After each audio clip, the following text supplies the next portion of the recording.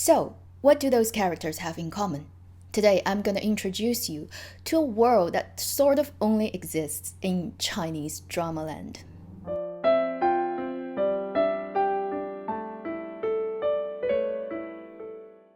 Hi, you're watching Avenue X, where a junkie on good storytelling shares her thoughts, knowledge, and occasional weird ideas on stories and how they're told. Today, before I get into the details, let's watch a few clips first. 只因色衰而爱痴，是后宫中所有女子的噩梦。都怪昨晚你的酒太烈了，我连月色都看不清楚，谁记得他的样子啊？那李长乐怎么办？不管怎样，他已经是你的妻子了。阿里面来过水晶宫，估计是贪图新鲜，到处玩耍去了。你们再去找找，我去后花园看看。这个指尖刃是这个世上少有的利器，我本来打算奖励给你的，所以我不如佯装失入，积聚实力，暂避锋芒，以待时机。 So, did you notice something interesting? If not, go back and watch the clips again, but this time with your eyes closed. Now, is it clear to you that all the female characters and all the male characters you've just watched in those clips are actually voice dubbed by the same voice actress and the same voice actor? This is a very common phenomenon that's found in Chinese dramas and sometimes Chinese films that is not really found, I think, anywhere else in the world, and this is using voice dubbing actors and actors. And in this video, I'm going to list a few reasons I think why they do this in China. The first reason is, for most Chinese dramas, especially period dramas, all the characters or all the actors and actresses are required to speak perfect standard Mandarin.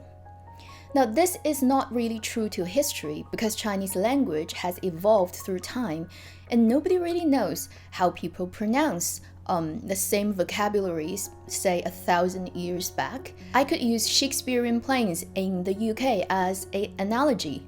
Typically, these days, those plays are acted by actors and actresses who speak standard RP, British English. RP is nowhere close to how actually Shakespearean Londoners or English people speak. But obviously, you don't really have recorded voice from that period to prove otherwise. And so, to make the production coherent and make sense, British people kind of decided, we're just gonna go with RP because that sounds coherent and everybody understands it. This is similar to how Chinese drama are trying to justify why using the standard Mandarin. Here I refer to the dramas that's produced in mainland China. If it's produced in Hong Kong, it will be in Cantonese. Although Mandarin is the standard modern Chinese in mainland China, not everyone can speak perfect Mandarin, because if you grow up in a region that doesn't naturally speak a dialect that's very close to standard Mandarin, it's very likely that you have a strong regional accent. And that causes problem because you need all the actors and actresses in that drama speak the standard uniformed accent to make the drama coherent and make sense. So this is where voice actors and actresses come in, because they are actually professionally trained and they speak perfect Mandarin, and they're very good at delivering lines with the correct written motion and punctuation and however you want to call that. That's why they use voice actors and actresses, especially for period drama. Now, this could be a big problem for films, because when you have a big budget period drama film, you don't only make it for making money, you often submit it for international film festivals to get awards. Now, if you want to submit some actor or actress's acting as a potential person to get the award, it is required that in the movie, they have to be using their own voice. This could be a big problem, for example, a few years back for the Redcliffe films, which are about the Three Kingdoms period. The ensemble cast are from everywhere. So you have actors from mainland China, you have actors from Taiwan, you have actors from Hong Kong. And when they come together, their accents are all over the place. Now, if you don't speak Chinese, you are spared of the pain of watching through the film because you're looking only at the plot and you can't really catch all the intricacies of the wrong accents that's being played at. But unfortunately, I am Chinese, and as a lot of Chinese audiences are, Those two films are really painful to go through just because the accents are never quite correct. Everybody's kind of speaking their own accent. You know that is what their real accent in real life. And this messes up the film, and some really serious scenes become literally comical because the accents are not right. 萌萌，站起来。 So, in short, to make the dramas or the films more convincing, they use voice actors and actresses. The second reason is many young actors and actresses are simply lack in training of delivering lines. When you think about, for example, in, again, Shakespearean dramas, when you think about Patrick Stewart or Ian McKellen, Judi Dench, Tom Hiddleston, Benedict Cumberbatch, if you've watched any of those actors and actresses acting in a Shakespearean drama, you know what I mean here is that their ability to deliver clearly pronounced, well punctuated, and that has emotion, that kind of lines, and has a really good voice delivering that. This comes from years and years of training, whatever language you speak. This is the same with Chinese. Most of the actors who actually got education from proper film academy, acting academy, are better off than the actors who don't come from those backgrounds. And you do have a lot of actors and actresses who weren't trained professionally. They could come from a music industry or modeling or something completely irrelevant to drama acting. For all kinds of reasons, they ended up in dramas and films. Those actors and actresses are usually really lacking training in those aspects. So when they're acting opposing the professional actors, you can really tell the ability to deliver lines are not on the same level, and it messes up the rhythm of the drama and makes it, again, unconvincing. So that's why they hire professional voice actors and actresses to lip sync those lines. And the third most important reason, I think, is money. I have worked on period drama sets, so I know in order to save money, what often happens is the crew would rent out a big studio somewhere and they would divide the space, for example, in two.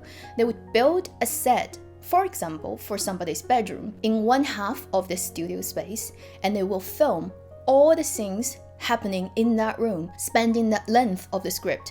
For example, from episode 1 to episode 40, everything that happens in this bedroom gets filmed first. While it's being filmed in this part of the set, the other half, they're building another set, for example, dining hall. So when the bedroom scenes are all finished, they move all the actors to the dining hall scene and film all the scenes that are happening in that physical space, while they dismantle the bedroom scene and rebuild as another set. This is a really good way to save money, but the problem is while you're acting in the bedroom, your dining hall is being built next door and you can hear all the construction noises. This makes it practically impossible to live record the actors' lines in the bedroom, which is why they just give up, and in the end, they hire voice actors and actresses to put the lines back in.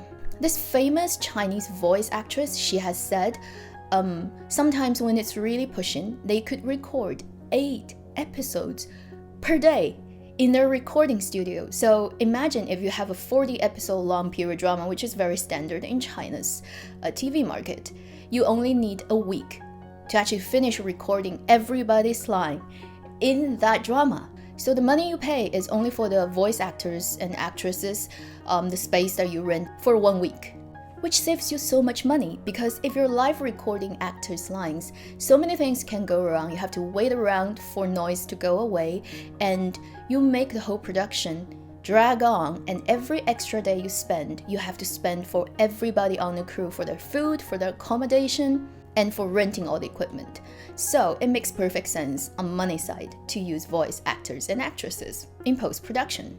Of course, there's good and bad with voice acting. There are only a handful of really successful and popular voice actresses and actors in China. What you end up with is every drama, people kind of sound the same, and you're so familiar with their voice. You can tell, oh, it's that voice actor, oh, it's that voice actress. But for the above reasons, this is still being done, and very commonly in Chinese drama land. Film, not so much, but sometimes it also happens. Personally, I'm actually a voice acting fan.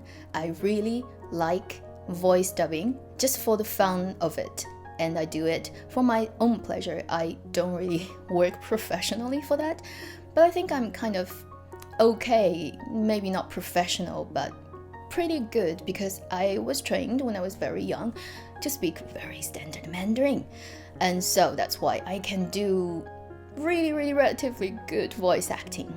Maybe in the future I'm gonna make a video of me dubbing my voice into all the familiar Chinese drama female characters.